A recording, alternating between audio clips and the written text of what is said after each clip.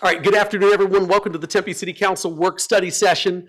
Just a note, the Microsoft Teams audio is down. So if you are online right now, please visit tempe.gov/tempe11 and you can click on Watch Live to listen to the meeting. So once again, I'm going to repeat that again, just for transparency's sake. The Microsoft Teams audio is down that we normally use to broadcast these meetings, but please visit tempe.gov/tempe11 and then click on Watch Live to listen to the meeting. We're going to have folks from our team continue to monitor everything on Teams, so please make sure to do that so you can tune in. We want to make sure that folks can actively watch this sort of take place. So, with that said, item number 1 is call to order. Council meetings can be watched in real time via Cox Cable Channel 11 and at tempe.gov/tempe11. Item number 2, announcements from the mayor and or city manager. I'm going to first see Madam City Manager. Any announcements this evening? Nothing this evening. Thank you, Mayor. Okay, thank you so much. I've got a couple of announcements here.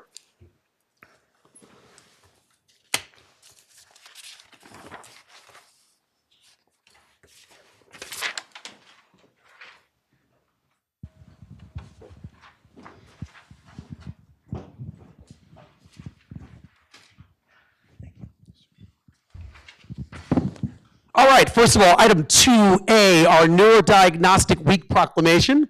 I want to see if Thamarie and Anna can come join me in the front here.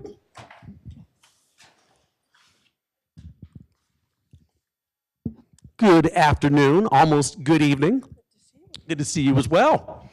All right, so this proclamation reads, whereas neurodiagnostics is the practice of analyzing and monitoring central and peripheral nervous system function to promote the effective treatment of neurological diseases, injury, and impairment. And whereas neurodiagnostic technologists play a paramount role in the diagnosis and treatment of a variety of neurological conditions, including epilepsy, unexplained coma, sleep disorders, and spinal cord injuries, bettering the lives of those affected. And whereas ASET, a chapter of ASET, the Neurodiagnostic Society, is a nonprofit organization committed to representing, educating, and promoting neurodiagnostic professionals. And whereas Neurodiagnostic Week, organized by ASET, the Neurodiagnostic Society, points out the many ways in which neurodiagnostic professionals work to ensure the health of all Americans through advocacy, education, and research. And whereas during this week, hospitals, schools, and other institutions acknowledge the year-round efforts of neurodiagnostic technologists. In addition, many neurodiagnostic departments organize creative and innovative activities in their communities to educate and excite people of all ages about the profession by holding open houses, sponsoring special activities for the public and hospital staff, and performing community events. And whereas the City of Tempe is proud to recognize neurodiagnostic professionals for their dedication, expertise, and vital contributions to improving the health and quality of life for individuals in our community and beyond. Now, therefore, I, Corey Woods, Mayor of the City of Tempe, Arizona, do hereby declare April 19th, 2025 through 2026 as Neurodiagnostic Week in Tempe, Arizona.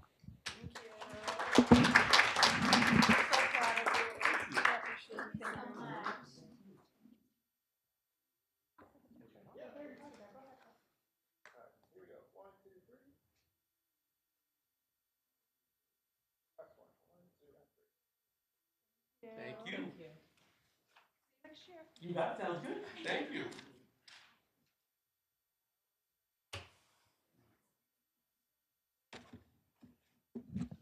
All right, next up here, item 2B, Week of the Young Child Proclamation.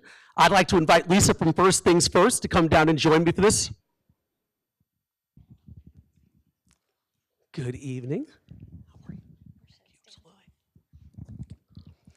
So this proclamation reads, whereas all children deserve access to early care and education environments, and whereas quality child care programs build children's lifelong learning skills during the critical years from birth to age 5. And whereas ECE teachers and child care providers are the essential workforce that carry forward this commitment, helping Arizona parents to get to work or school. And whereas investing in promoting quality childcare is a smart investment that improves family well-being, strengthens communities, and grows our state's prosperity. And whereas organizations like First Things First, the Arizona Association for the Education of Young Children, the Southern Arizona Association for the Education of Young Children, among others, in conjunction with the National Association for the Education of Young Children, are celebrating the 55th anniversary of the Week of the Young Child. And whereas this week serves as an opportunity to celebrate early learning, young children, their teachers, families, and communities, while recognizing the organizations working to improve equitable early childhood opportunities that provide a strong start for children across our state. And whereas the City of Tempe recognizes the value of policies that support ECE for Arizona's youngest learners to help our families, communities, and the economy thrive. Now, therefore, I, Corey Woods, Mayor of the City of Tempe, Arizona, do hereby declare April 11th through the 17th, 2026, as the Week of the Young Child in Tempe, Arizona.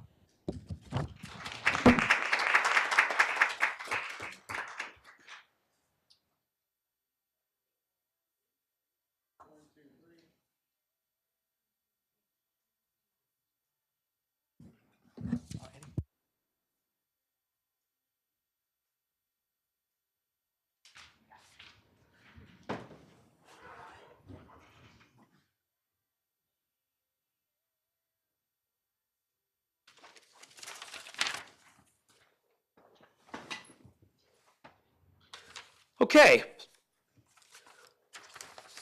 Just a note here, guidelines for conduct at city council meetings are on the table near the entrance for those in attendance at tonight's meeting. We will now play a video with the proper protocol for ensuring the appropriate conduct at city council meetings.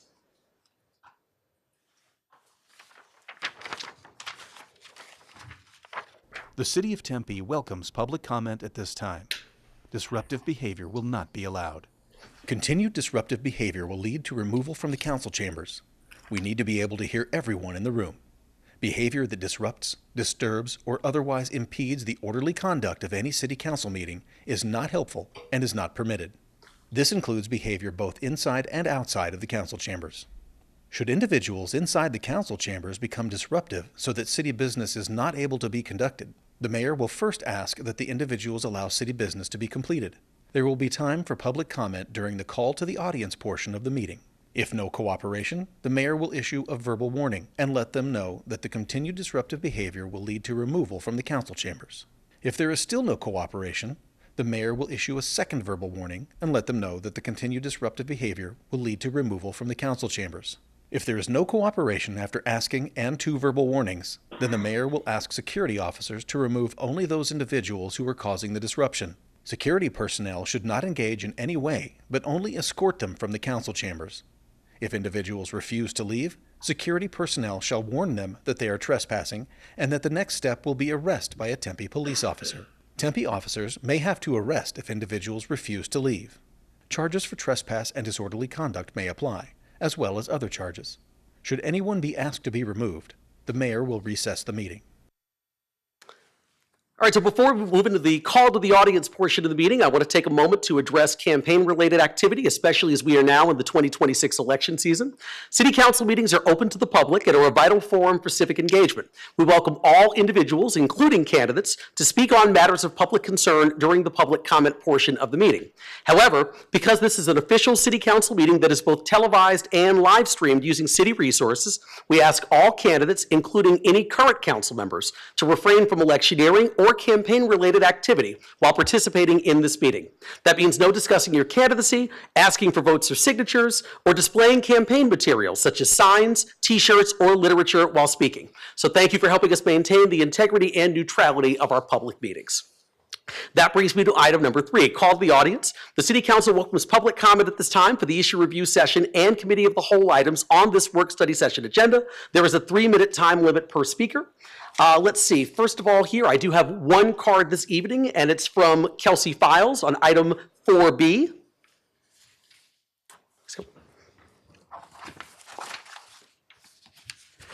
Just please state your name and city of residence. All right, Kelsey Files, resident of Tempe. Mayor Woods, Vice Mayor Garland, council members Adams, Amberg, Chin, Hodge, and Keating, thank you for your time this evening.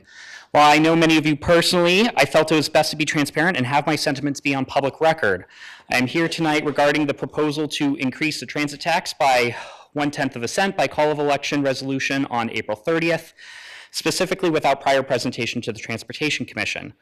So the scope and duties of the Transportation Commission include advising and making recommendations to the City Council and assisting city departments and the city manager on transportation plans, projects, and ordinances, including but not limited to specifically advising and recommending to the City Council and assisting city departments and the city manager annually on the elements of prioritized unified operating and capital improvement plan budgets for transportation.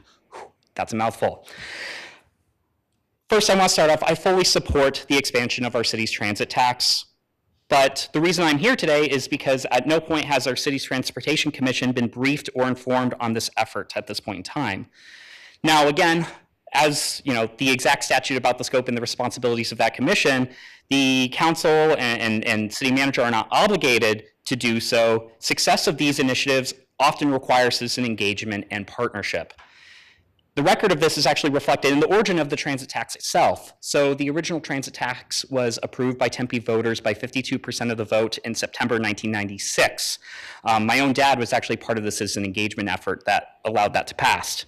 So behind it, there was a strong group of citizen stakeholders who believed in the future of transit in Tempe. That same year, Phoenix had their own ballot measure for transit. Theirs did not have a robust citizen engagement group. It failed by about 12 votes.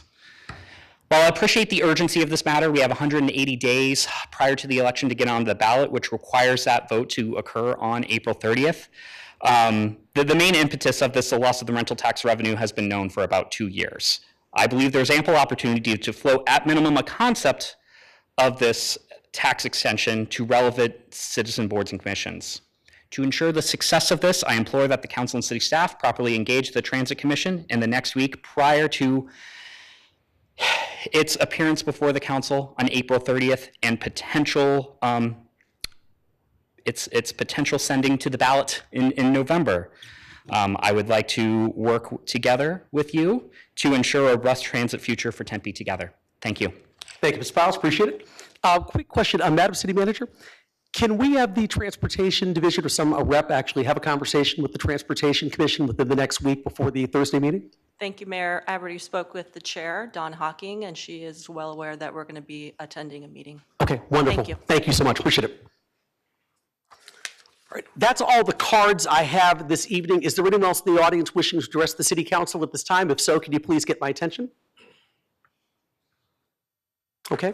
Seeing none, I will close that portion of the meeting. I just want to note too, next up was originally going to be item 4A, Tempe Water Resources, but due to the late start, we're actually going to punt on that item this evening to get to the other item that I know folks really want to talk about this evening. So thank you, Tara and Craig. I guess you got an unexpected night off, so but we will definitely reschedule that for a future issue review session.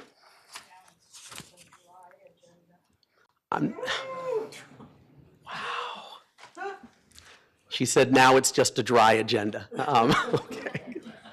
All right. Next up, item 4B, fiscal year 2026-27 budget review session. And I see Lisette Camacho, our Deputy City Manager and CFO, and Robert Baer as well, Municipal Budget Director. Good evening. It's 5:02. I can say that now. I was gonna say good afternoon, but you made me second guess myself. Good evening, Mayor, members of the Council, Lisette Camacho, Deputy City Manager. With me today is Robert Baer, our Municipal Budget Director. We have a lot of information to cover today, so first I'll provide an overview of the information that we'll be presenting today. There are 4 sections to our presentation. First, we'll go over an update on the capital improvement program since you last saw it in March. We're also going to go over the proposed fiscal year 2027 operating budget.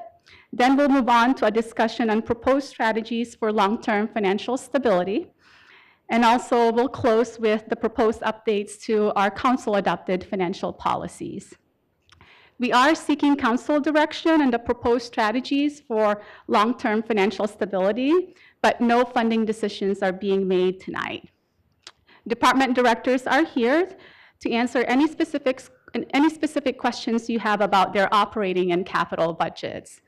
Before I turn over the presentation to Robert, I want to thank the departments and our budget team for all their efforts in putting together the budget before you today.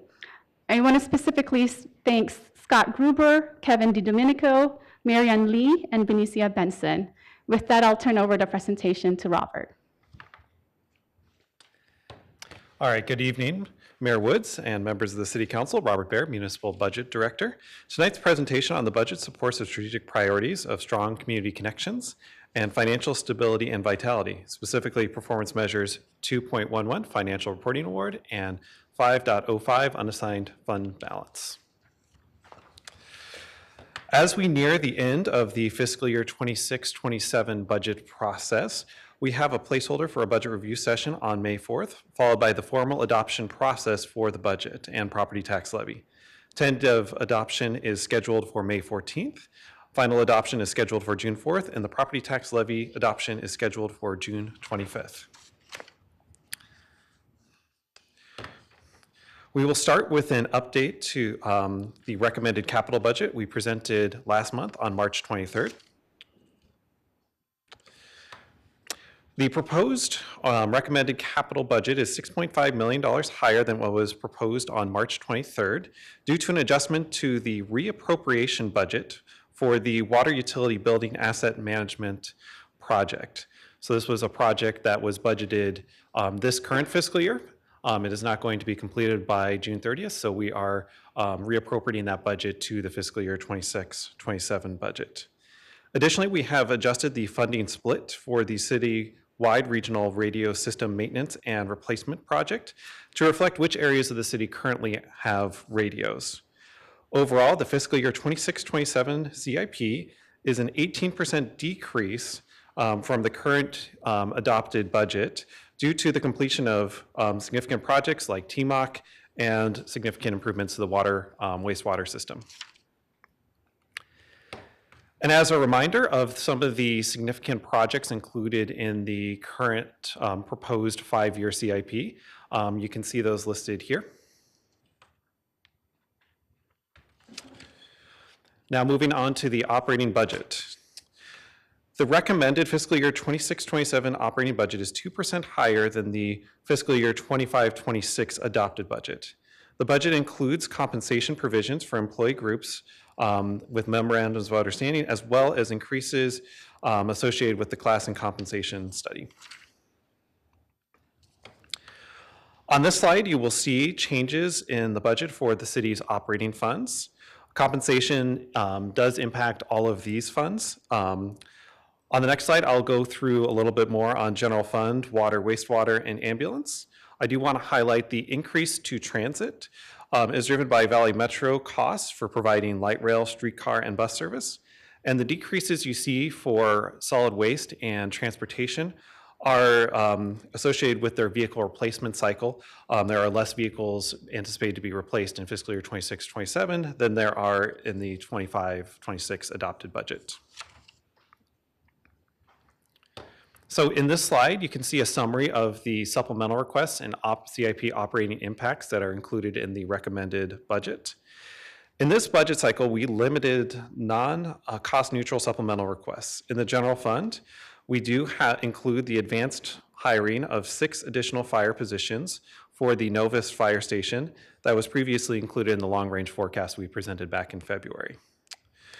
The additional temp employees you see on here are associated with the Tempe pre-kid zone and converting some of the contractual services they have for those programs to wage employees and is cost neutral.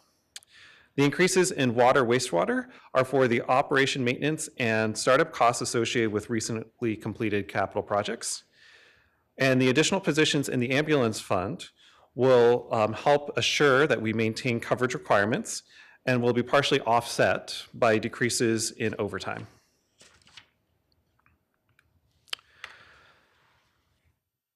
Long-term revenue losses from legislative actions will require additional budget balancing measures. In the past few budgets and this recommended budget, the city has limited supplemental funding, limited cash funding of capital projects, reduced interfund transfers, and utilized reserves for PSPRS and OPEB.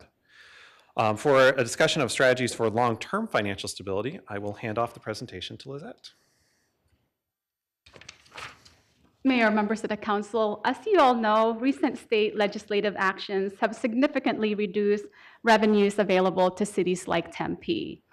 These changes are outside of local control, but have a direct impact on our ability to fund our core services.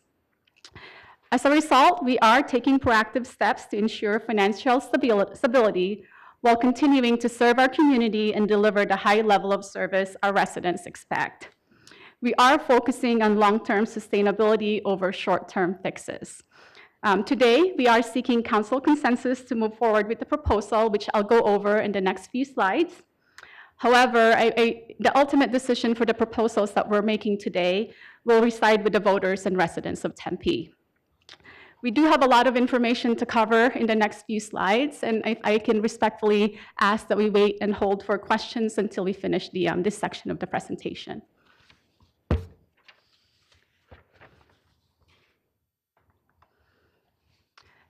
The state legislative changes and the incorporation of Santan Valley have resulted in measurable revenue loss for Tempe, as you can see on this slide. When I go over the first chart that you're seeing here, the repeal of residential rental resulted in a total of $21.7 million in revenue loss across 3 funds, primarily the general fund at $14.4 million, the transit fund, $6 million, and $1.3 million in revenue loss in the arts and culture fund.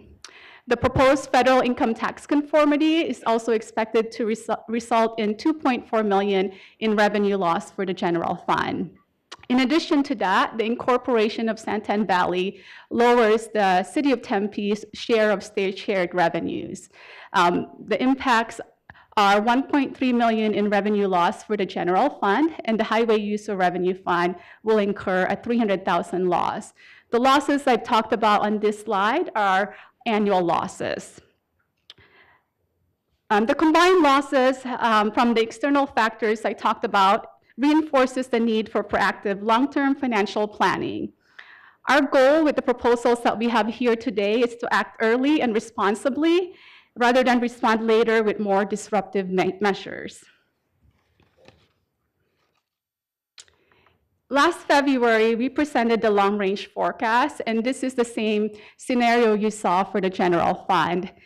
Before I move on, I do want to orient you on the information on this chart. There's a lot of information here, but you've seen this before. The chart to the left is the chart on projected revenues and expenditures for fiscal year 2026 through fiscal year 2030.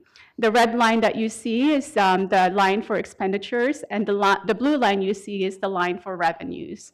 To the chart is to the left is the chart of the unassigned fund balance as it compares to the city's policy of 20 to 30% of operating revenues in the general fund. Beginning in the middle of this slide, you can see the revenues and expenditures, actuals for fiscal year 25, and again projected for fiscal year 26 through fiscal year 2030. And then at the very bottom, the last 2 rows, you'll see the city's unassigned fund balance, the dollar value, and also the percentage. The percentage is percent of revenue. Again, it's to measure how we compare to our council-adopted financial policy of between 20 to 30% of the revenues in the general fund. The revenue losses from state legislative changes have created a funding gap in the general fund, as you can see in this chart. And without any action, we will face a structural deficit. While we do have strong reserves, and you can see here that for fiscal year 25, we're well above our fund balance policy at 38%. We're also above our fund balance policy for fiscal year 26 and 27 at 35% and 31%. The strong reserves that we have reflects Tempe's longstanding commitment to sound financial planning and fiscal responsibility. However, reserves are meant to be a bridge. They're not meant for long-term solution. They can help us sustain services in the short term, but they do not support future growth or new initiatives. Also wanted to go over some of the proactive steps we've taken to preserve our reserves while also maintaining essential services for our residents and reducing cost. So this is our second consecutive year with no new budget additions. As Robert mentioned, we've added firefighters, and we've only added to the budget any needs that are contractual obligations of the city. So the firefighters that we have funded is required under our agreement with ASU. We have also implemented mid-year budget reductions in the general fund, transit fund, and the arts and culture fund in fiscal year 2025. At the last quarter, so from April to June, we reduced budgets by 10%, and this resulted in total budget savings of $12.4 million across the three funds: general fund, transit fund, and the arts and culture fund. I also want to recognize our procurement division of financial services. They actually executed a flawless negotiation of the security services contracts that we have. They were able to hold the line on pricing, resulting in a $2.5 million savings to that contract. They have also successfully negotiated $300,000 annual saving to various softwares around the city. As Robert mentioned, we're also focusing on completing projects already included in the current 5-year capital improvement plan. And for fiscal year 2027, we also budgeted $8 million of salary savings in the general fund. For all requests to fill the vacant positions, they do come to me for review, and it does require conversations for our department directors. It's not a hard line, denial. We have a conversation about what is the impact to the services that we provide, and then we have a conversation about whether or not we post those positions. So it's a review for each position, but again, there is a conversation with our department directors when we go through those decision-making processes. Even with the actions that we've taken, as I mentioned, a funding gap remains that must be addressed in the general fund and the transit fund. So to address the ongoing revenue losses from state legislative actions and ensure long-term financial stability, we are proposing targeted revenue strategies focused on public safety and enhanced transit services across Tempe. The first proposal is a new 0.4% or 0.4% local sales tax dedicated to public safety and strengthening the overall security of our neighborhoods and public spaces. This proposal reflects the feedback from the 2025 community and business surveys, where residents and businesses consistently identified police, fire, parks, neighborhoods, and the safety of homes and businesses as top priorities. This investment will also help sustain Tempe as a community of choice where people want to work, live, and play. Again, in our 2025 survey, 77% of residents who responded reported being very satisfied or satisfied with the overall quality of city services, far exceeding the national average of 43%. Ultimately, this investment will help maintain and enhance the high-quality services our residents and community and businesses rely on as the city grows, while ensuring Tempe remains a safe community. This proposed tax is projected to generate approximately $40.3 million annually. It would first offset the $18.1 million in lost general fund revenues from state legislative actions. The remaining funds would be used to enhance safety and quality of life through strategic investments in police and fire services, park rangers, and critical safety infrastructure, including facilities, vehicles, equipment, and technology. Some examples include maintaining safe and effective police and fire staffing levels to improve response capabilities as the city grows. Expanding the park ranger coverage across all parks, including nighttime coverage. So our park rangers are unarmed city staff who assist visitors, provide information, and support community programs and outreach. The Park Ranger program is based on a simple idea that a visible and approachable presence helps people feel safer and more comfortable in our parks. The funding will also be used for additional community responders to handle appropriate calls for services to free up sworn officers for higher priority incidents. Additionally, fire inspectors are needed to support high-rise and mid-rise inspection, as well as annual inspection of high hazard occupancies and more regular inspections of medium and low risk buildings. Lastly, I want to touch on crime prevention through environmental design, which is essentially creating safer public spaces through thoughtful design. So this includes improving lighting and visibility, maintaining and clean and well-kept green spaces, clearly defining public and private spaces, and encouraging positive activity in our parks and neighborhoods. So when spaces are visible, active, and well cared for, people feel safer, and this also helps deter crime.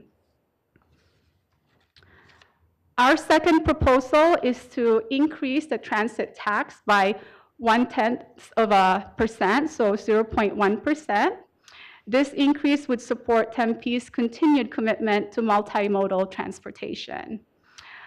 This tax increase would generate about $10.1 million annually, and it would help offset approximately $6 million in transit revenue loss from the repeal of residential rental.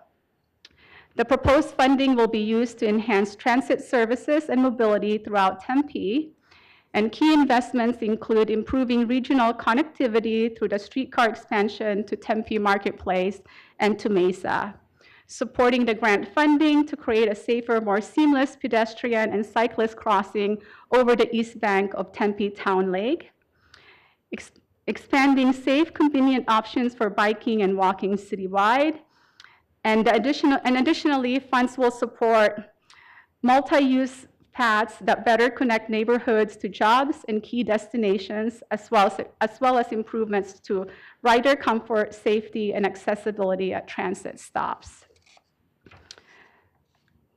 The two proposed strategies replace lost revenue from state legislative actions, are designed to reflect Tempe's economic activity while minimizing impacts on our residents. Sales tax is a key revenue source that captures spending from visitors and non-residents, helping to distribute the financial burden beyond the local population, so our local residents. Importantly, we're not proposing to change the food tax rate or the tax on groceries. We recognize that this has a direct impact on our residents, so together these strategies aim to stabilize revenues, protect essential services, and support investments in a safe, connected, and resilient Tempe. If both proposals are approved by the voters, Tempe's total tax rate will increase from 1.8% to 2.3%. And I'm going to point you to the bar graph to the right. Tempe's current tax rate of 1.8%, you can see the bar, the gold bar, and then if voters approve the total 0.5% tax increase, the new tax rate will be 2.8%, which is reflected in the gray bar on the chart to the left. Also wanted to point out that other cities have also reacted to the lost revenues from legislative actions. City of Phoenix established a new tax. They increased their tax rate by 0.5% beginning July 1 of 2025. Gilbert also had a tax increase of 0.5% that began January 1, 2025. Theirs were more to address funding gaps for projects for parks and police and public safety, so police and fire services. Also wanted to point out that other cities have public safety sales tax. So the cities on this chart, Scottsdale has a public safety sales tax of 0.1%. Mesa has a public safety sales tax of 0.25%. Phoenix's public safety sales tax is 0.5%. Glendale's public safety sales tax is also 0.5%. And Prescott's public safety sales tax is 0.95%, so almost 1%. Again, as I mentioned earlier, this decision, if the council moves it forward for a call for election, will be made by our voters. This will ensure that community input is on the path forward.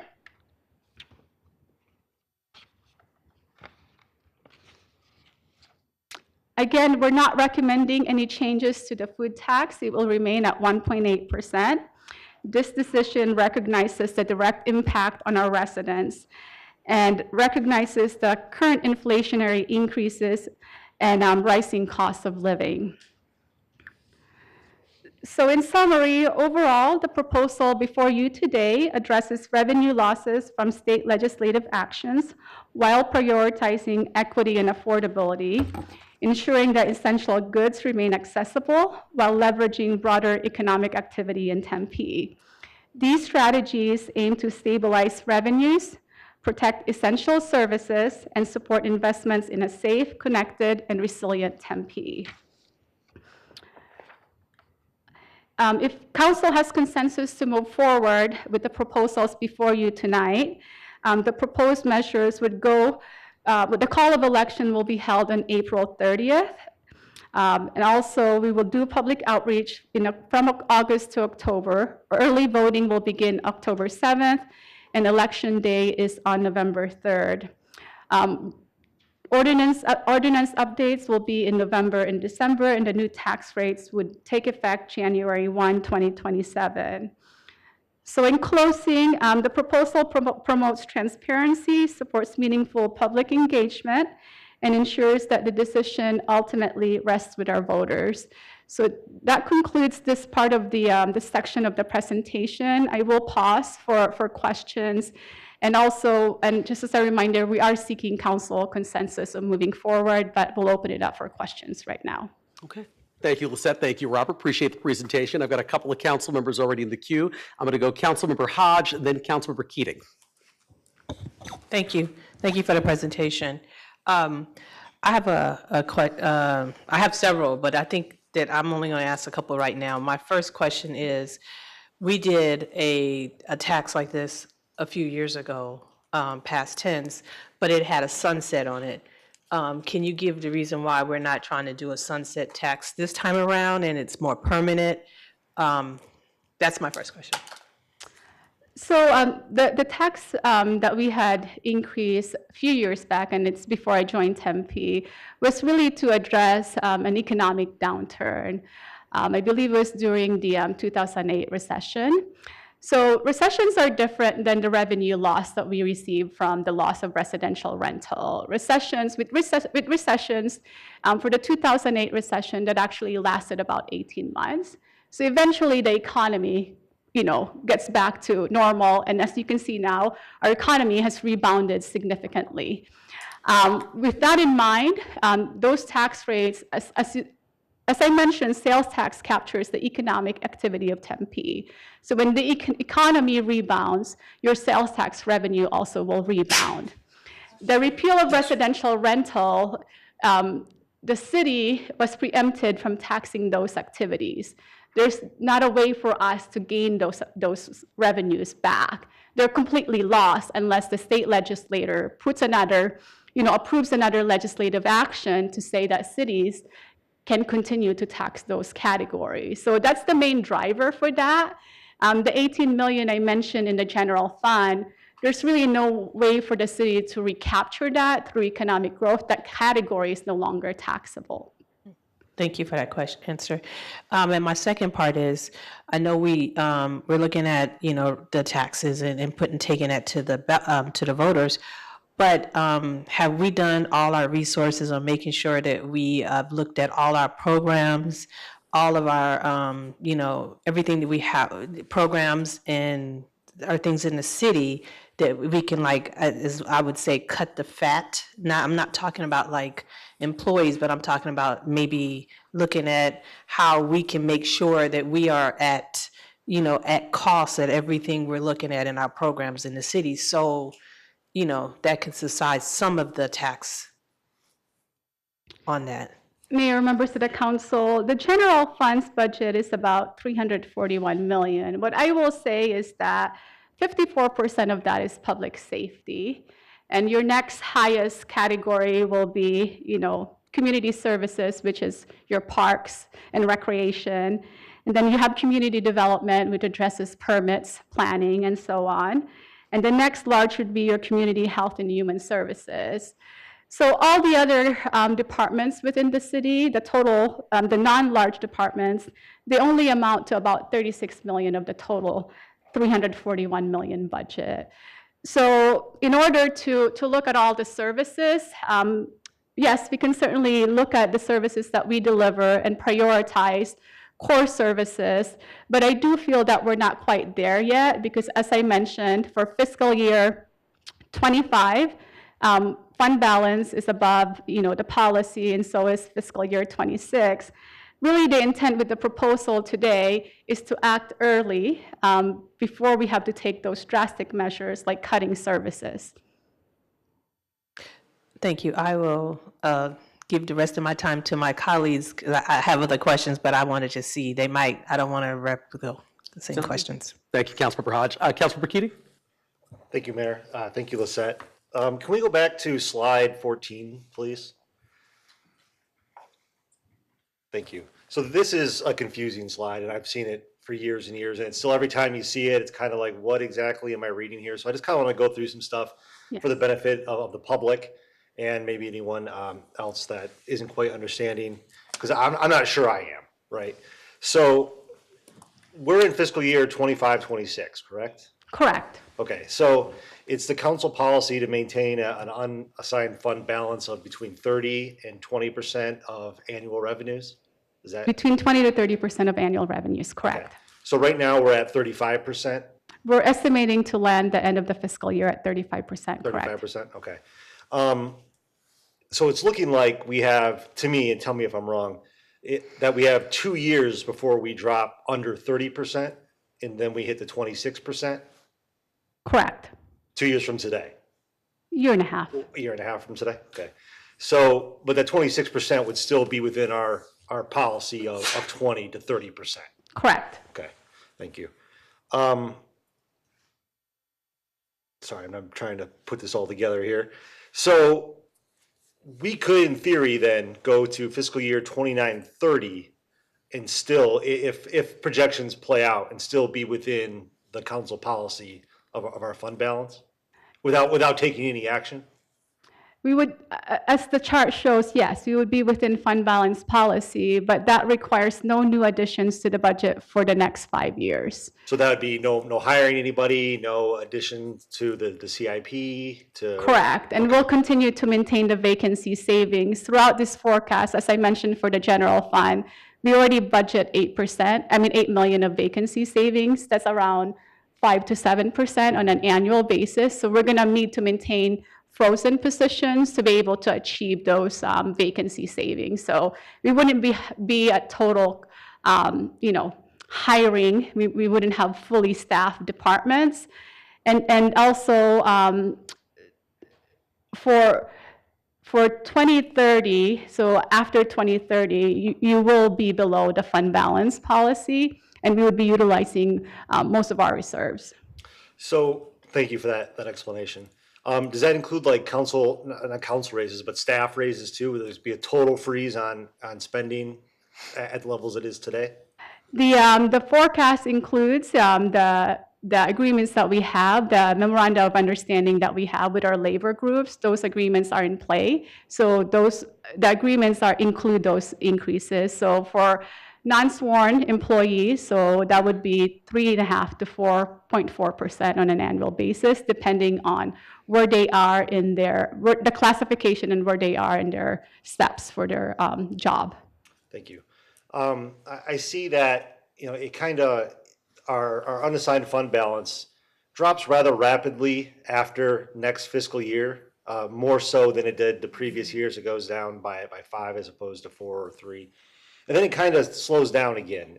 Is there any, moving forward in the future, is there any point where that kind of comes to zero, where it's no longer dropping and we're maintaining whatever balance that we have if no action is taken? Mayor, members of the council, the deficit would not go down to zero. So what's happening here is that the utilizing of the other reserves that you heard Robert mention. So what we're doing to balance the budget in future years is utilizing more of our public safety reserves. So that's to fund pensions for our police and fire, and also for our other post-employment benefit reserves. And we would be utilizing So all of those reserves, above and beyond what we have in the unassigned fund balance, and so those would be drawn down to zero, so then we would be most likely be outside the unassigned fund balance policy. Okay, thank you. You talked about a public safety tax, and other cities have such a tax that's dedicated to public safety. Ours is not like that, so then public safety is kind of at the whim of economic conditions. Am I understanding that correctly? They are currently funded by the general fund, so our sales tax is our largest revenue source for the general fund. So yes, any reductions in sales tax revenues, or if you miss our forecast, that creates those deficits that you see here, so they would be part of those discussions if we are going to be recommending any reductions. Would it make sense to move to a dedicated public safety tax so that this kind of stuff doesn't come up in the future with regards to public safety? I understand that we may have to cut services, but if we're talking about not hiring police officers and firefighters, that's where it becomes a larger issue. Yes, it helps stabilizes the funding for public safety. That's correct. Right, but is there any thought of looking at like a dedicated public safety tax as opposed to just having it come out of the general fund, which is, to your point, funded largely by sales tax? So that is the proposal we're moving forward. The 0.4% would be dedicated. It is for public safety primarily, but we are adding in park rangers for the overall improvement of safety in the city. So that is the recommendation, the 0.4. And to give you an idea, public safety budget right now, when I say it's 54%, that amounts to about $184 million annually. Okay, thank you. Someone said to me that this is double, the proposed tax would be double our shortfall. I'm not seeing that. Can you explain that perception and if that's true or if that's not true? So the deficit is 18.1 million in the general fund. That could be coming from that. But the proposal for the 0.4% is really to help offset the public safety costs that you and I just discussed. If we just talk about public safety, as I mentioned, their total budget is $184 million. It's, 40 million doesn't cover that. But again, the loss of revenues in the general fund from the repeal of residential rental, the proposed federal income tax conformity, and the Santan Valley Incorporation, it's in the slide here, is about 18.1 million. Okay, thank you. And I'm not skeptical. Well, I mean, maybe a little bit, but I'm not trying to be like overtly. I'm just trying to me, find a way to address the shortfall that's now built in, that we're going to have to deal with somehow, but in a way that's not essentially shifting the burden to residents.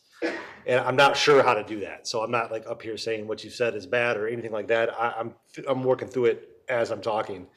I guess I do have a concern with, is it not true that 60% of the voters would have to approve this? Mayor, members of the council, that is not correct. It's just the majority of the voters, and Okay. I can confirm that with our city attorney. Just majority?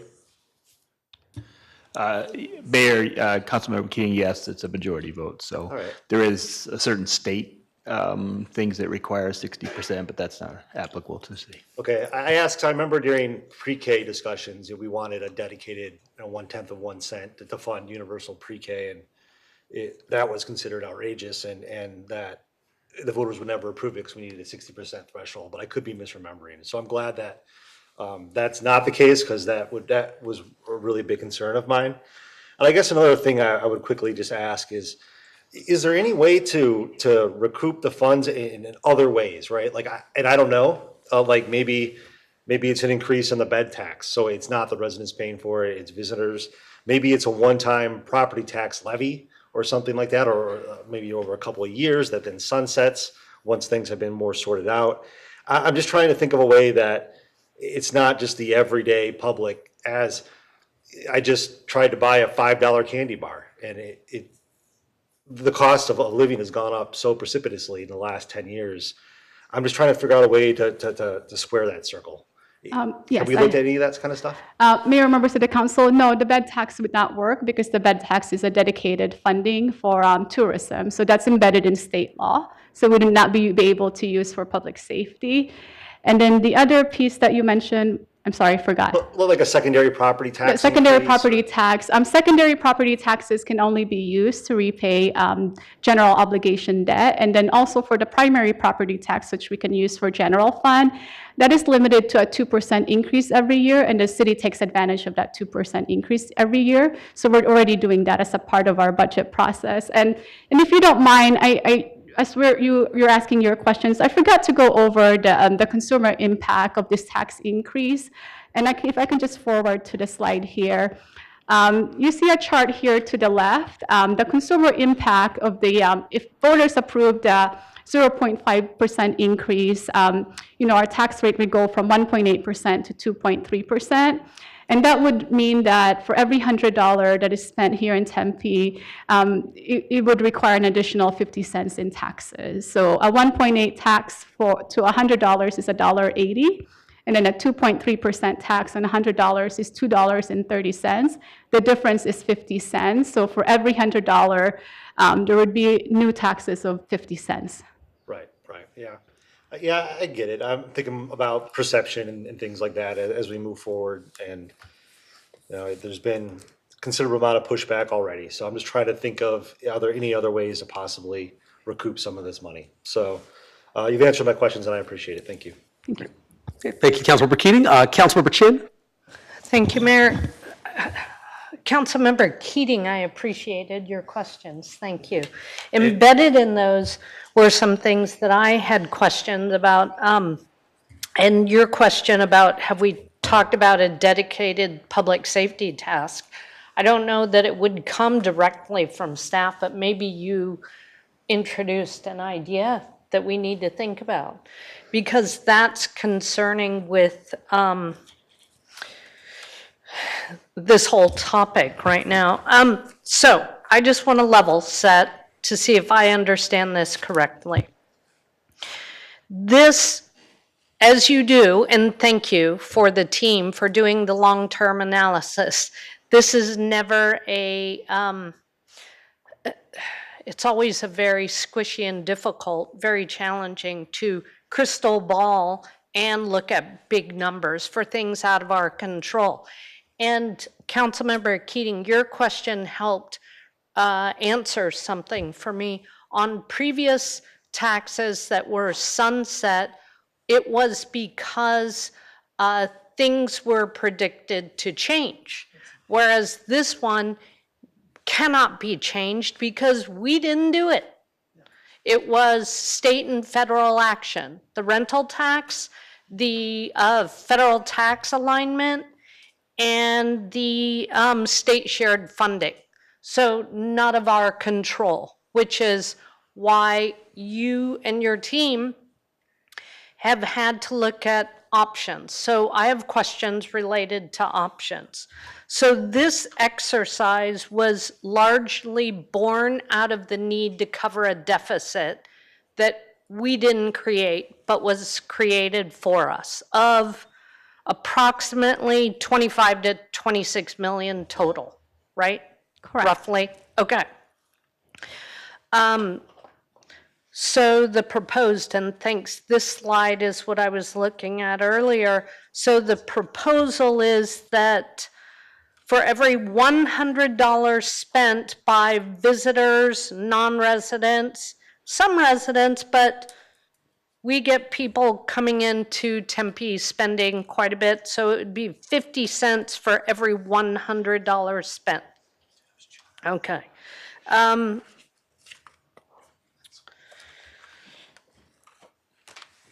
And if I may, the decision you're asking for tonight from us is not, it's more of a consensus of asking the residents to provide their input on whether or not this is a proposal they want to move forward, right? Correct. Okay, so on their behalf, I'm going to ask you this. If not this 0.5%, 0.4%, what other strategies would we consider to cover the deficit? we would have to be discussing the reductions, and that would happen in a couple of years, as Councilmember Keating pointed out. The reductions would not be would not be isolated into one department. As I mentioned earlier, the largest general fund operating cost is our police and fire.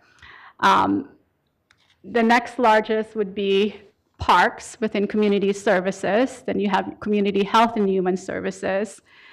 We have community development. Financial services also have a larger budget. But again, the other departments within the city, their annual budget is less than $7 million a year. In some cases, they're less than $1 million a year. So in order to look at reductions across the board, in order to balance the budget, and essentially, reduce the deficits you're seeing on this slide in the middle of the page. So for fiscal year 26, it's almost 15 million in deficit. We would need to, come up with reductions that looks at overall citywide. It would be staffing and also services, amounting to make those deficits to be equal to zero. Thank you, Lisette. I think what I'm hearing in my own simple way, we would need to look at cutting services for residents, and that's where we would have some impact there. Okay. Yes, correct. And one of the first areas would be public safety, which is what in our surveys of our community and business surveys has been listed as one of the priorities for our businesses and residents. Yes, they rank the top priorities over the last 5 years. Yep. I agree, Councilmember Keating. This is a tough topic for us. And as you mentioned, there's perception, but we're at reality here. We're trying to make the numbers work. And in order to make the numbers work, this increase looks like a reality. So, all right. Thank you. Councilmember, do you mind if Councilmember Keating responds really quickly? Councilmember Keating? I agree, Councilmember Chin, and Jennifer told me that her parents said I sound like a lawyer when I'm up here, so I wasn't trying to cross-examine anybody. I'm sure you've done all your homework. These are just questions that I've had as not someone who's a financial professional looking at it, thinking maybe they were somewhere else, right? So I totally agree, and you're great on message as far as state action causing this deficit. It's you've done a good job of making that very clear. So, Councilmember Chin? If I may, not a response, but more an observation.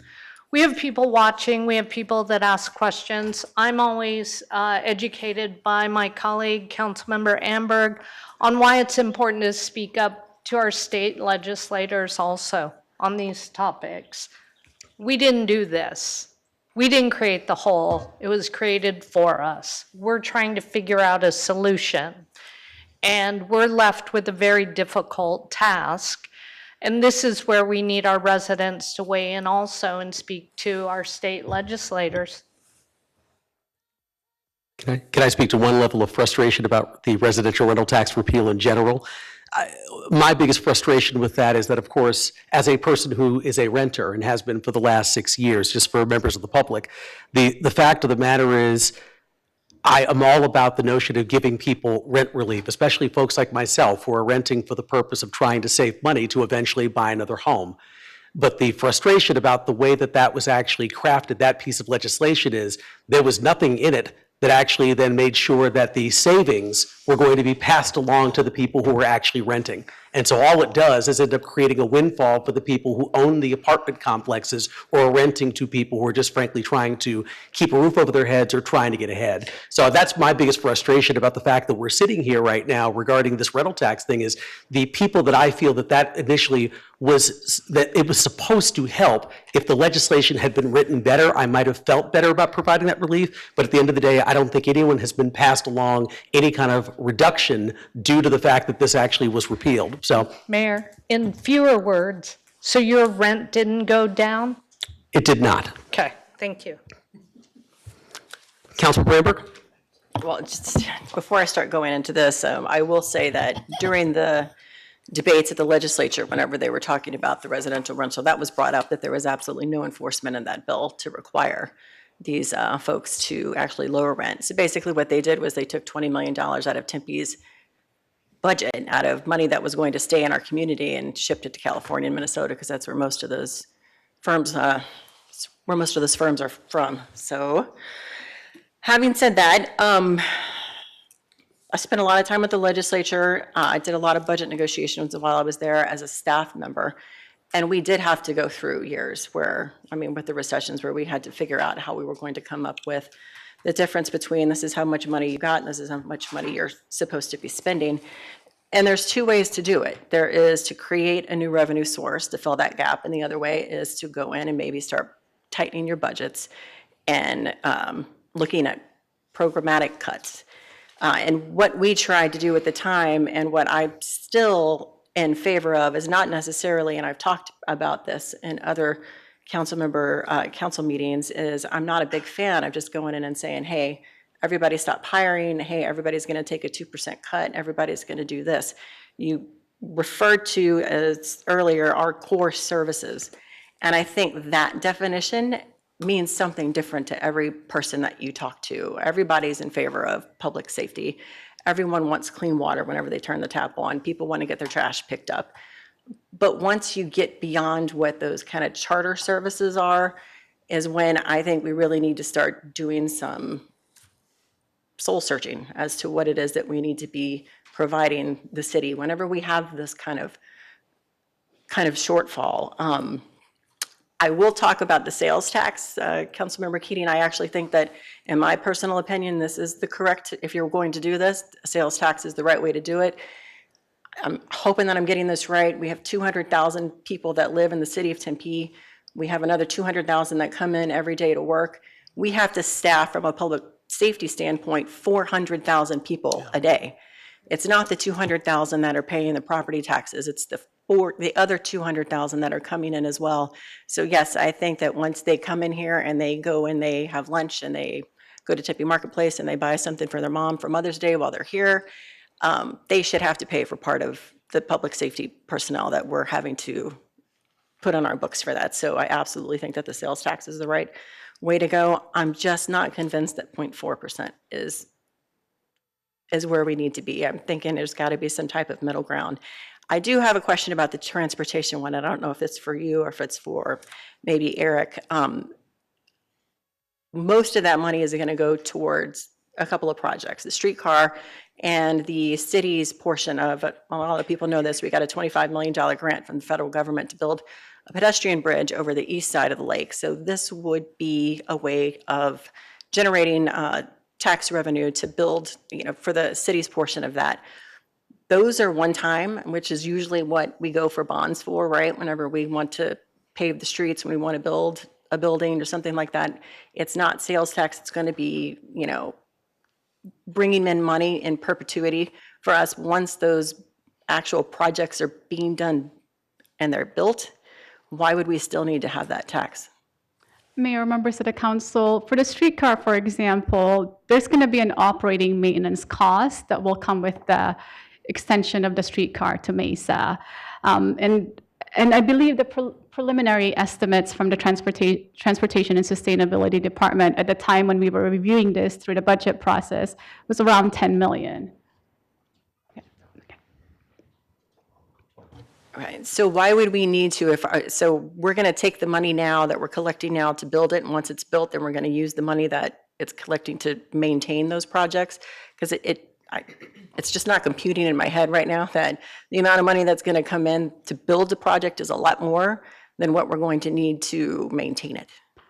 The 10 million annual maintenance is going to be the staffing for the streetcar, and also any other security, and also replacement of, maintenance and replacement of the capital assets. And okay. Yeah.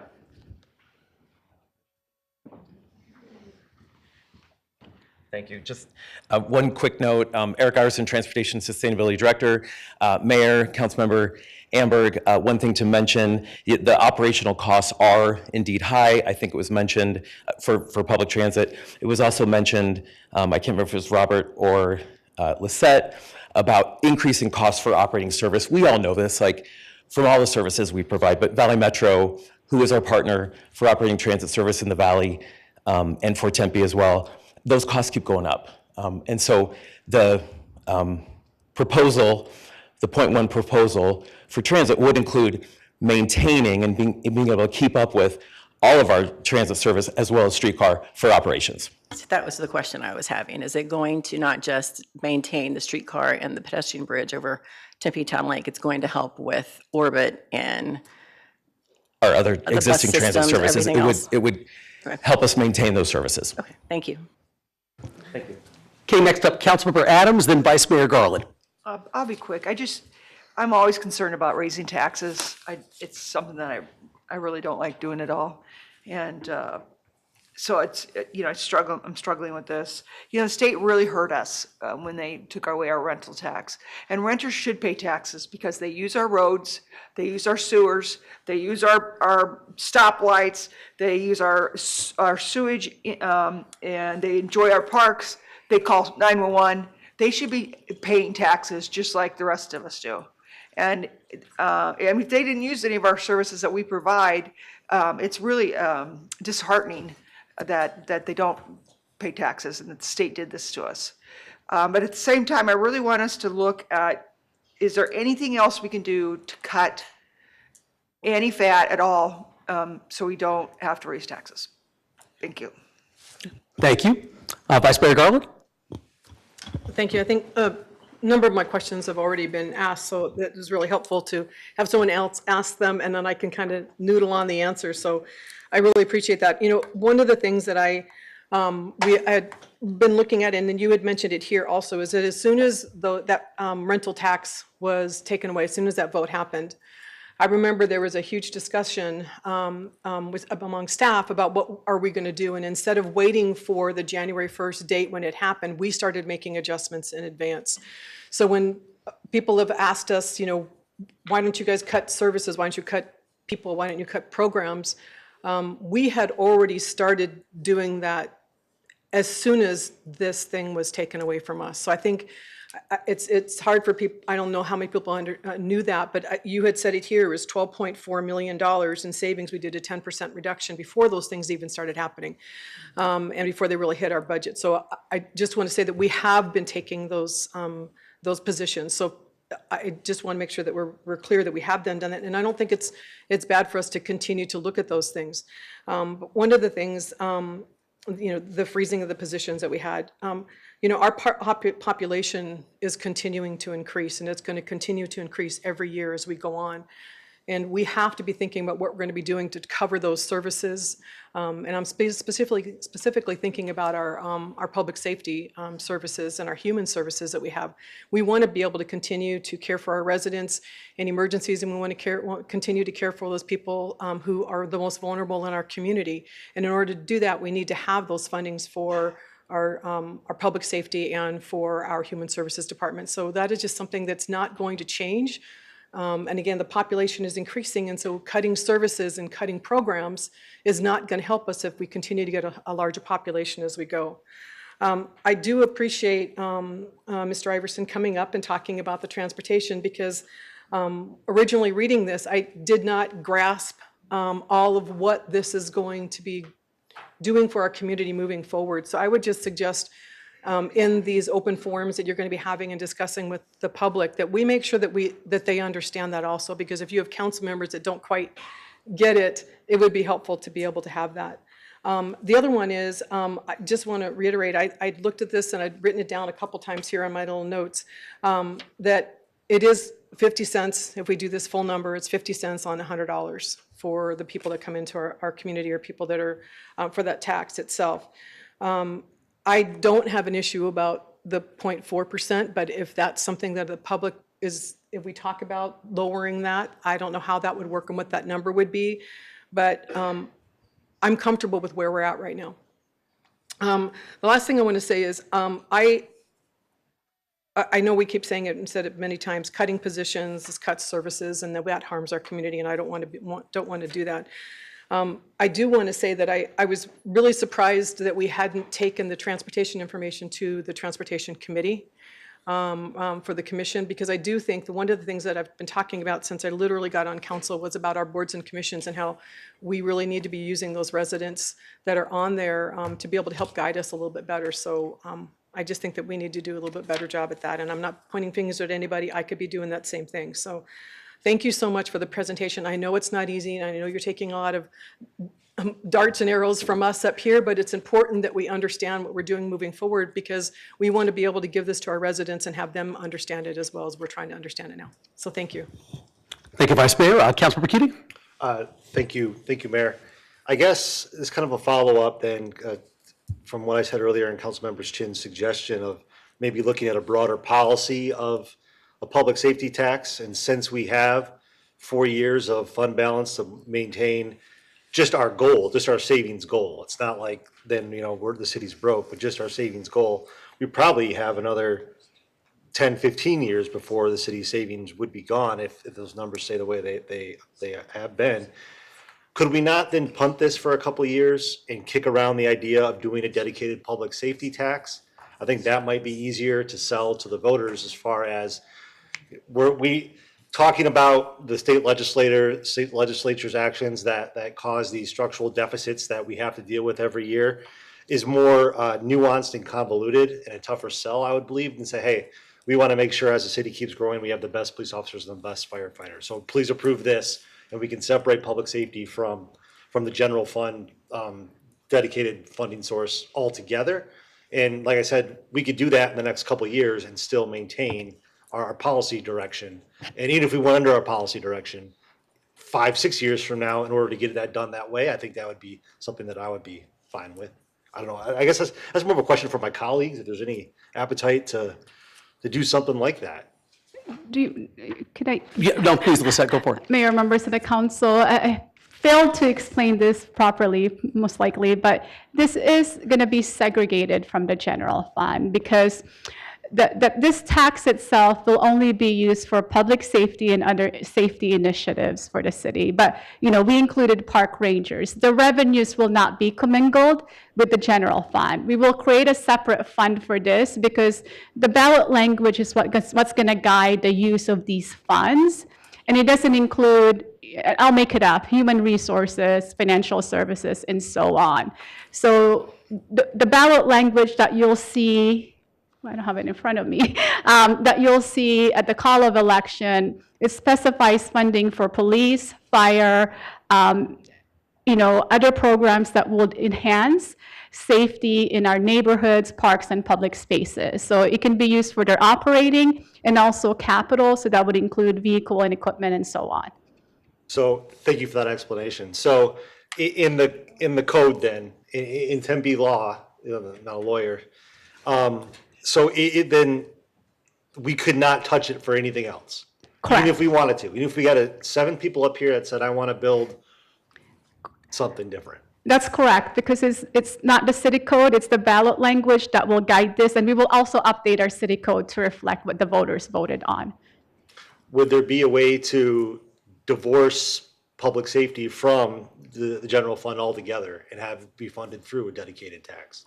It would require a greater, percentage increase, because this would generate 40 million. But we would be lowering, I'm saying we would be taking, I'm saying we're mixing around the seashells of money here. We're not, our tax obligation would be less because public safety would be out. But then we would raise that money through a different method to make sure that public safety always stays whole without having it to be affected by things that is done at the state legislature, is what I'm trying to say.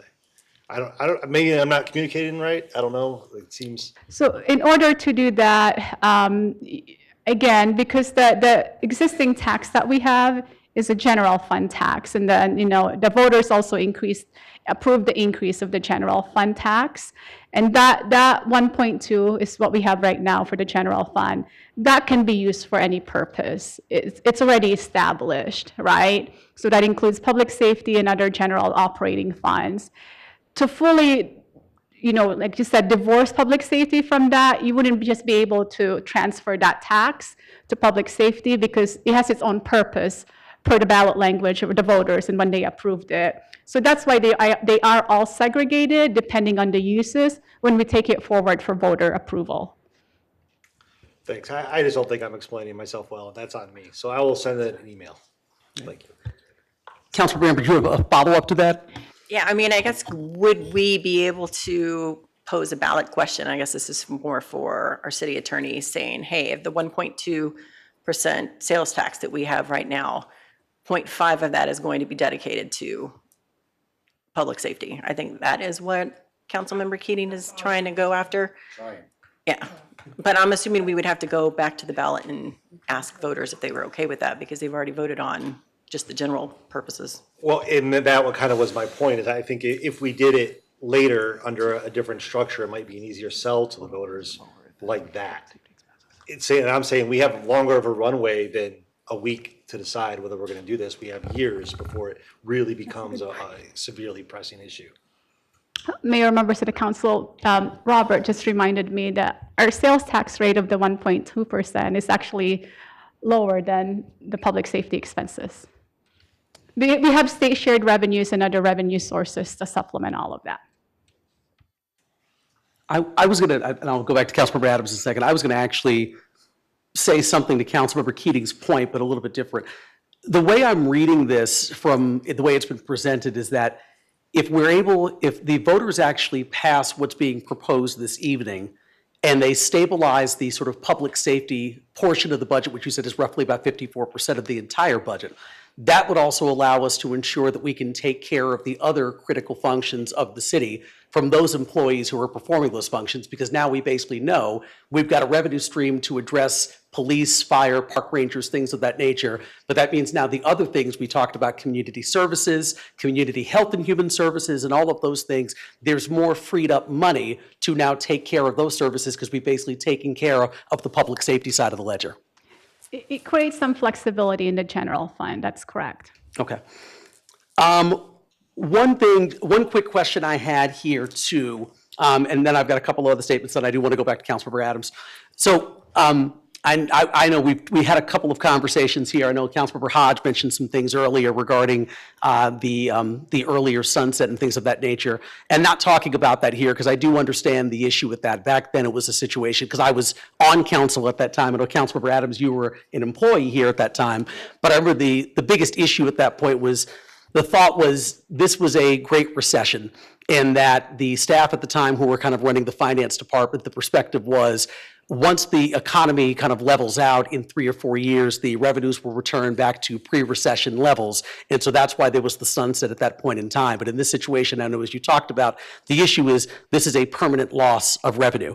I remember when this whole thing first happened, there were some conversations down at the state legislature about, is there some way for these folks to tweak the state shared revenue formula to try to make up and backfill some of the revenue that we lost from losing residential rental tax? And those conversations have just completely stopped. I haven't even heard any conversation about that during this legislative session. So I definitely think we cannot rely on that when it comes to our funding streams.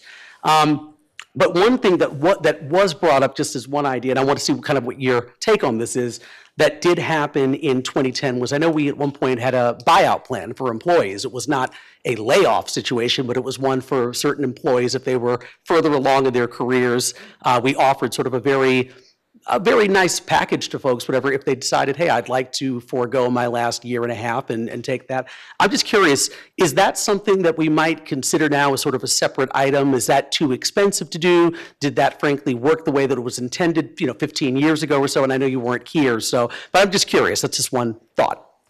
Mayor, members of the council, there is a financial impact to that. I believe when we did that back in 2009, 2010, there were some incentives for employees to retire early, but for that retirement early, there was more payouts for sick leave, also additional increases for their time here in the city. So I think what I saw was if you've been here 20 years in the city, you get an extra 0.5% above your salary. So those were some of the proposal. Those are not cost neutral. We would certainly have to look and do a financial analysis and what that impact would be. But from what I've heard in talking to staff is that it wasn't the most successful way of balancing the budget.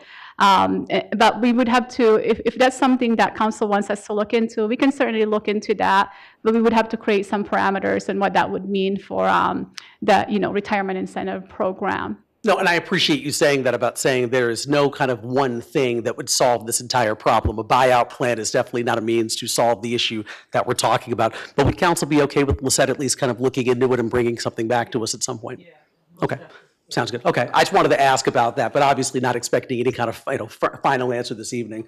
But I will make a quick statement about the notion of kind of reducing services, which obviously is very important. And I remember this because there was a period of time, probably 10 or 12 years ago, where the Public Works Department at the time made a decision that they were going to reduce bulk trash pickup.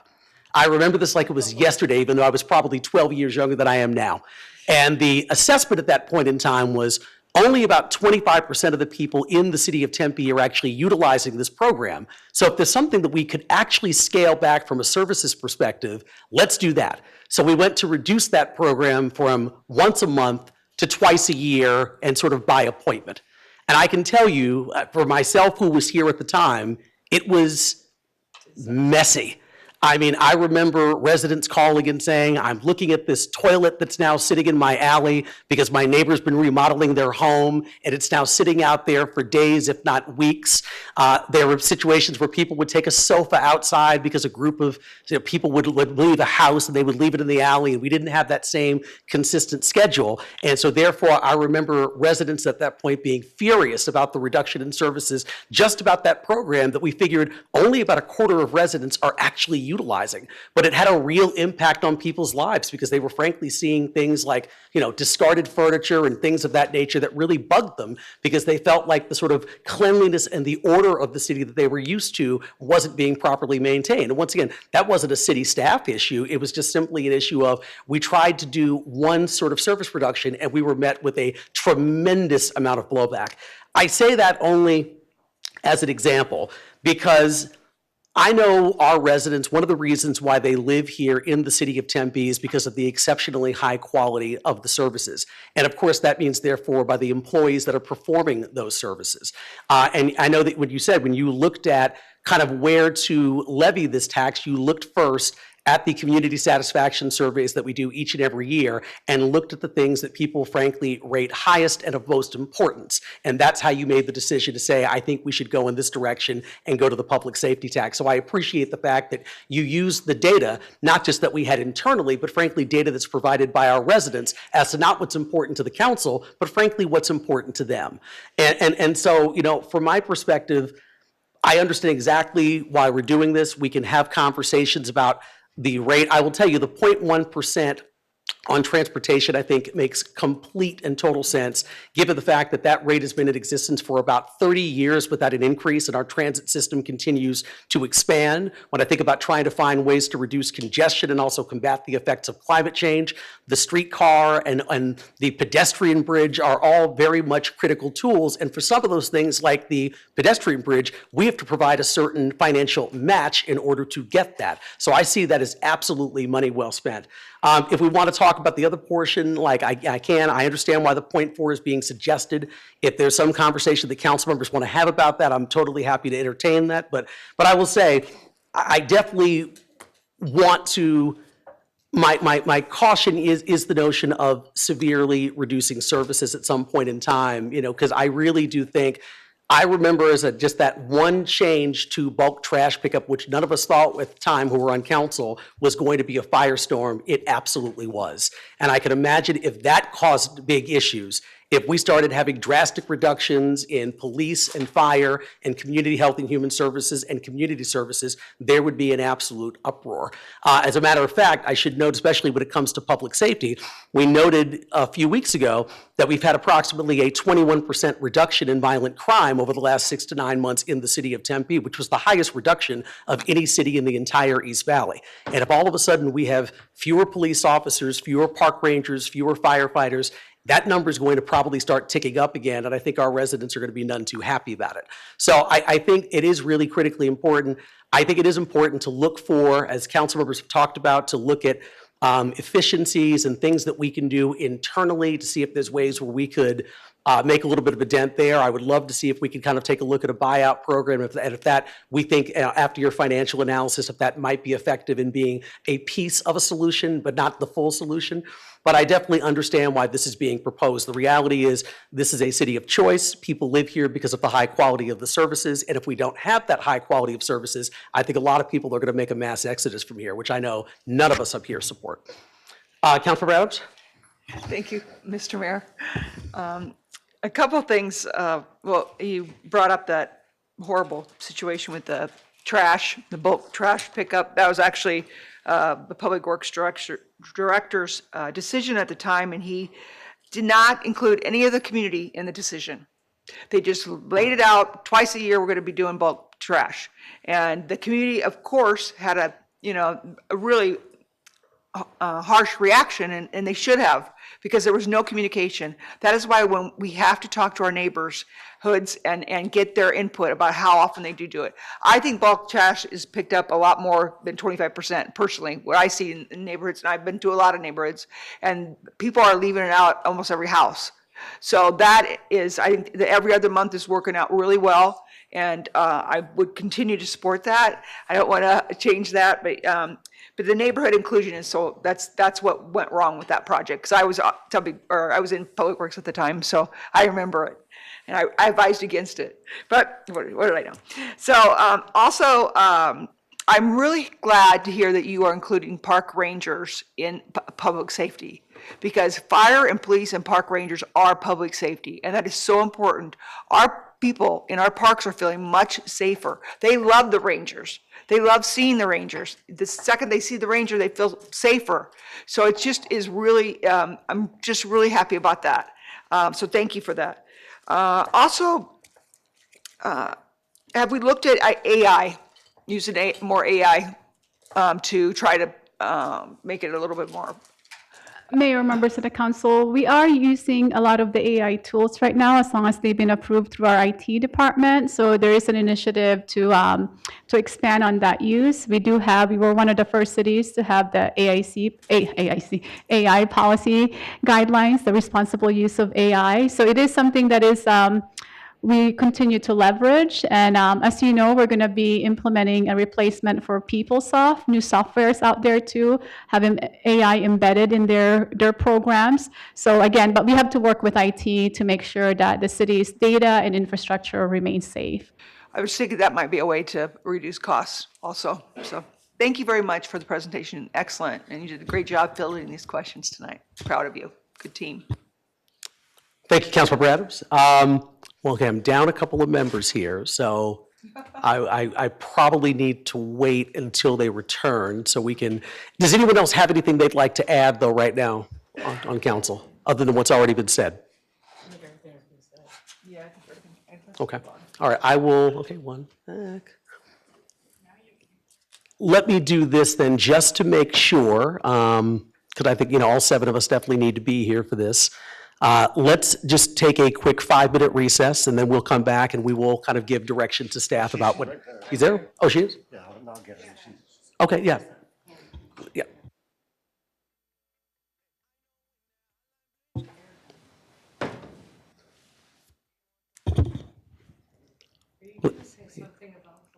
No, I was not. No, there's no more comments about bulk trash, I promise. You can watch the video. All right, so let's do this here. It's 6:16. Let me see it. Let's see what happens here. What is going on here? All right, let's take a quick 5-minute recess. We'll come right back at 6:22 p.m. and we'll give direction to staff. So we're adjourned for 5 minutes. We're gonna go ahead and reconvene this meeting at 6:22 p.m. I think I can summarize what's been said so far, but council, any last comments? And I'm going to try to see if I can summarize this, if not. Okay. So, excellent conversation. Really appreciate, once again, the presentation, Lisette and Robert. Very, very thorough.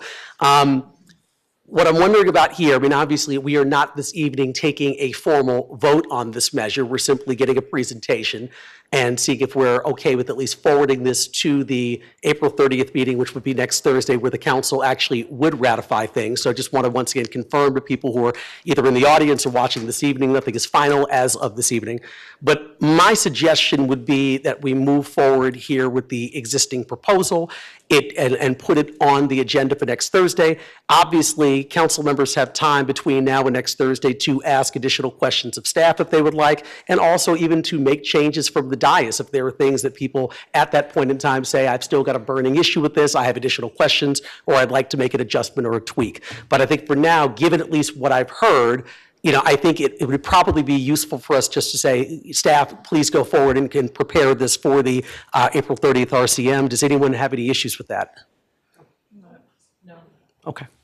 All right. Sounds good. So it sounds like you've got consensus to go forward and prepare the item, whatever, for April 30th. And if there's any questions, once again, council members can ask offline, or we can obviously talk about this again next Thursday when we actually have the formal vote. Okay, thank you, Mayor. We do have one more slide. Oh, you do? Oh. One last one. Yes, but wait, there's more. Wow, you sat on that this whole time? But wait, there's more. It'll be quick. Yes, Mayor, No Council. worry, take your time, so. We do have one item that's going to be on the agenda for June 25th, and that is going to be a consolidation of the city's financial policies into one document. This follows best practices. So right now we have financial policies that are in multiple different resolutions. So we're looking to consolidate those all into one easily referenceable document that's adopted by City Council. This document will formalize and codify our budget transfer rules that are in City Charter and what we use for practice. Additionally, the two big changes that will be in these financial policies is we will be establishing a fund balance policy for our ambulance, our emergency medical transport fund. Currently, that fund does not have a minimum reserve policy. And the second one would be a modification to the water wastewater fund balance policy. So that fund currently has a 25% minimum reserve plus 2% of capital assets. We would be changing that to 90 days of operating expenses, which is close to that 25%, plus establishing a rate stabilization fund to help counter any cyclical trends with water, wastewater revenue. So this will be on the agenda for June 25th. Thank you. Councilmember Ramberg?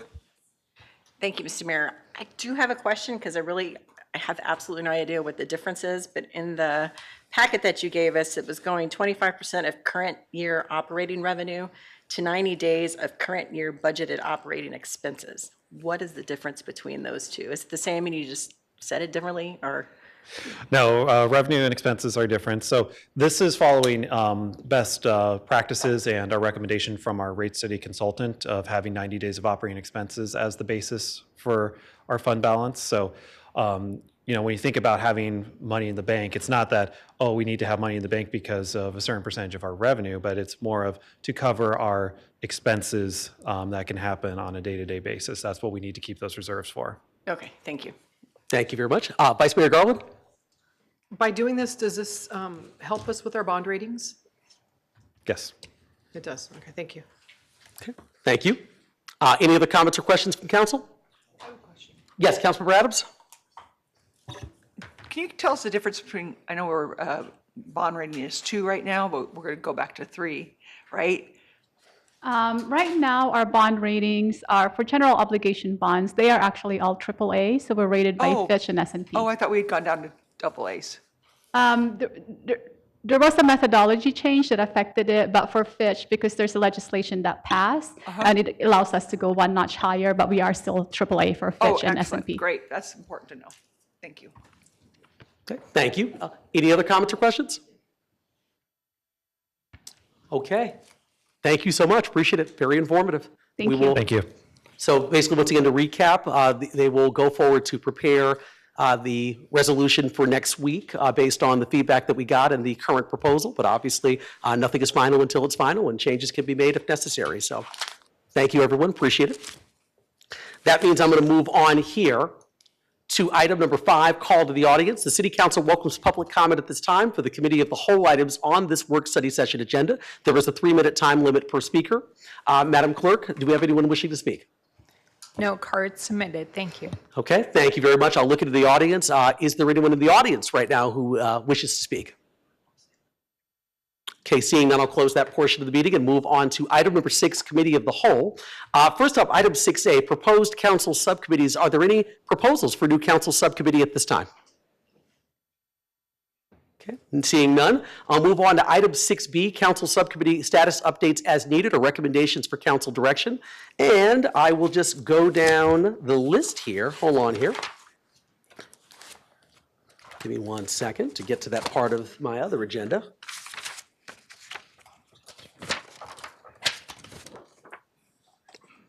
All right, here we go.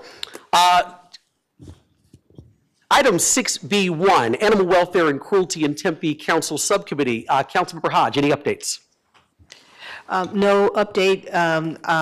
We are waiting on a meeting date because we are actually in negotiations and looking at contracts, so we want to make sure we get that out there. But I will give you the soonest date when I get it. Thank you. Thank you. Next up, item 6B2, Community Engagement and Connection Council Subcommittee. Vice Mayor Garland. Thank you so much. Our next meeting will be May 21st at 4 p.m. at the Tempe Library. We've got some information and data from our forums that we had going across the community, so we're looking forward to sharing those. Thank you very much. Next up, item 6B3, Drink Spiking Education and Prevention Council Subcommittee. Councilmember Keating. Thank you, Mayor. We've started engaging in focus groups with citizens through the city and various stakeholders to really develop a more robust education policy with regards to this. And we've also have another testing kit vendor reach out to us about a possible donation to the city. So things are going well. Thank you. Thank you. Next up, item 6B4, Federal and State Advocacy Review Council Subcommittee. Councilmember Amberg. Yes, thank you, Mr. Mayor. We have met once to start on our revision of the documents, and our next meeting is going to be this coming Monday, April the 27th at 11 o'clock in the 3rd floor conference room. Thank you very much. Next up, item 6B5, Mixed Use Space Council Subcommittee. Councilmember Chin. Thank you, Mayor. The next mixed-use subcommittee meeting will be on May 7th at 2 p.m. on the 3rd floor, in the 3rd floor council or conference room at City Hall. Thank you. Thank you very much. Next up, item 6B6, Motorized and Electric Mobility Device Council Subcommittee. Councilmember Adams. Yes, thank you, Mr. Mayor. Yes, we just finished up our 3rd meeting and subcommittee meeting, and which featured both our scooter vendors, Bird and Lime, and we did a field view with Bird and Lime, and it's very, very informative. And they both provided insightful presentations that will help shape us to a new ordinance to make our city safer in the very near future. So I'm looking forward to that. And they're really improved a lot about the bike corrals and how you can, where you need to park it and the communication that's up there. So it was quite impressive. Both companies have made great progress. Thank you, Mr. Mayor. Thank you. Next up, item 6B7, Revitalization of Tempe Town Lake Council Subcommittee. Councilmember Amberg. Yes, thank you, Mr. Mayor. We had our last meeting this past Monday where we heard directly from Holly Street and Dig Studios, and it was really quite exciting because we no longer have to refer to them as an RFQ or an RFP. We actually have names to them now, so baby steps. Mr. Craig Hayton over there, I know, see, I learned. We dove into the kind of results that came out of the North Shore Open House on March the 24th, and we're going to be probably not meeting again until June to give Holly Street and Dig a little bit more time to go through the survey results that they're getting right now. Thank you very much. Next up, item 6B8, Tempe Term Limits Policy Review Council Subcommittee. Councilmember Keating. No update at this time, Mayor. Thank you very much.